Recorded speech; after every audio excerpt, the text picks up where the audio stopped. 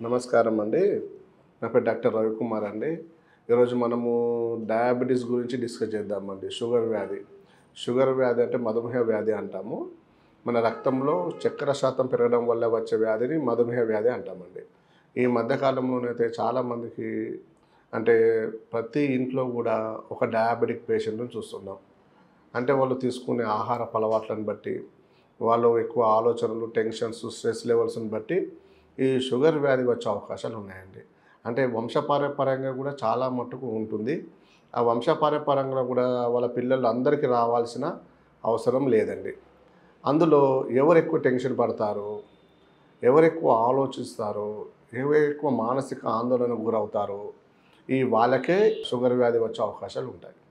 మరి షుగర్ వ్యాధి వచ్చింది అంటే చాలామంది ఏం చేస్తుంటారు, లైఫ్ లాంగ్ ఇంగ్లీష్ మందులు వాడుతుంటారు.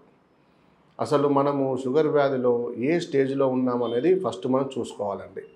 మన ఫాస్టింగ్, పోస్ట్ లంచ్‌లో టెస్ట్ చేయించిన తర్వాత, మన ఫాస్టింగ్‌లో కొంతమంది 130, 100 వరకు ఉంటే నార్మల్ ఫాస్టింగ్‌లో. అంటే మనం ఎర్లీ మార్నింగ్ వెళ్ళి టెస్ట్ చేయించుకుంటాం కదండీ! అందులో 100 ఉంటే నార్మల్ అండి. అది 130 వరకు ఉన్నా కూడా మన షుగర్ మాత్రలు వాడాల్సిన అవసరం లేదు. 140 ఉన్నా కూడా భయపడాల్సిన అవసరం లేదు. చాలామంది ఏం చేస్తుంటారు, 130, 140 ఉందంటే అయ్యో మాకు షుగర్ వచ్చేసింది అని చెప్పేసి ఇమ్మీడియట్‌గా వెళ్ళి ఇంగ్లీష్ టాబ్లెట్స్ వాడుతుంటారు. అది కరెక్ట్ పద్ధతి కాదండి. ఒక్కసారి మనం ఇంగ్లీష్ మాత్రలు వాడాము అంటే మనం అది లైఫ్ లాంగ్ వాడాల్సిన అవసరం ఉంటుంది. కాబట్టి వీలైనంత వరకు అది ఎంత మనము వాడకుండా ఉండి దాన్ని పర్మనెంట్‌గా తగ్గించుకునే విధంగా చూడాలి. కాబట్టి మనం ఏం చేయాలి, స్టార్టింగ్‌లో మనకు కనిపించినప్పుడు షుగరు ప్రీ డయాబెటిక్ స్టేజ్ కింద అంటాం. అప్పుడే మనము కొంచెం ఆహార అలవాట్లు అనేది జాగ్రత్త పడాలి. అంటే మేం లేదండి, షుగర్ ఉన్న వాళ్ళు భయపడాల్సింది లేదు. 2, 3 ఐటెమ్స్ తగ్గించాలి. రైస్ అనేది మానేయాలి. అంటే రైస్ అనేది బ్రౌన్ రైస్‌లో కొంచెం తినొచ్చండి. ఎందుకంటే గ్లైసెమిక్ ఇండెక్స్ అనేది మరీ ఎక్కువగా ఉండదు. తక్కువ ఉంటుంది కాబట్టి మనము ఆ రైస్ అనేది కొంచెం తగ్గించుకోండి. ఇంకొకటి స్వీట్స్ మానేయండి. ఇంకొకటి ఏంటంటే అన్నిటికన్నా ముఖ్యమైన విషయం చక్కెర. చక్కెర, రైసు ఇవి 2 అవాయిడ్ చేయండి. ఇంకోటి వాకింగ్ చేయండి. మార్నింగ్ ఒక గంట, సాయంత్రం ఒక గంట ఖచ్చితంగా వాకింగ్ చేయండి.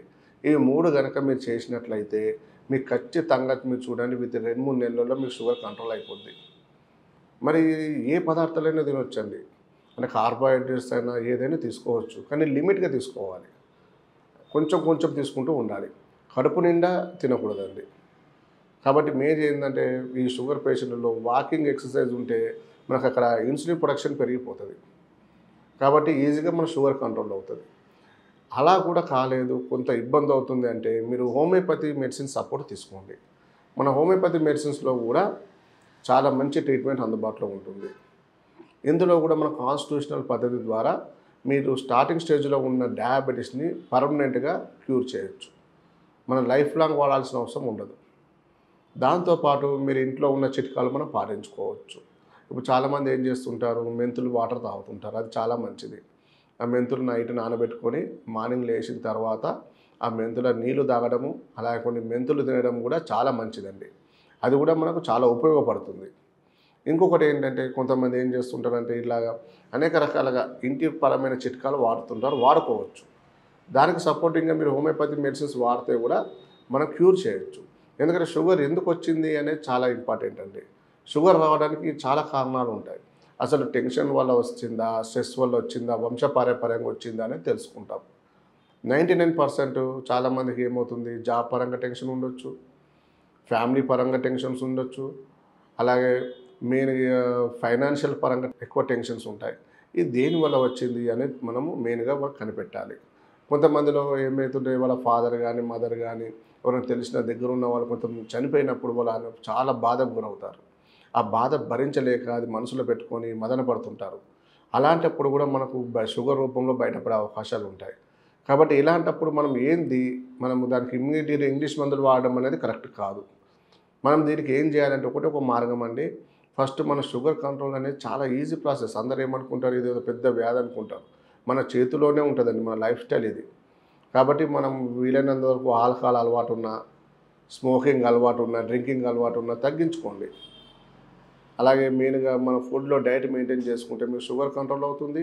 మన లైఫ్ స్టైల్ కూడా హ్యాపీగా మనం మార్చుకుంటే ఎలాంటి ఇబ్బంది ఉండదు. కాబట్టి మీరు డయాబెటీస్ ఉంది టెన్షన్ పడాల్సిన అవసరం లేదు, మీరు ఇంగ్లీష్ మందులు వాడాల్సిన అవసరం అంతకన్నా లేదు. స్టార్టింగ్లో ఉన్నట్లయితే మాత్రం మీరు డైరెక్ట్ మన దగ్గర ట్రీట్మెంట్ తీసుకోండి, మీకు ఇన్ ఫ్యూచర్లో రాకుండా చేయొచ్చు. అలాగే షుగర్ వల్ల కాంప్లికేషన్స్ ఉంటాయి, షుగర్ వల్ల అనేక రకాల వ్యాధులు వస్తాయి, అది రాకుండా కూడా మనం అరికట్టవచ్చండి. నమస్కారం అండి.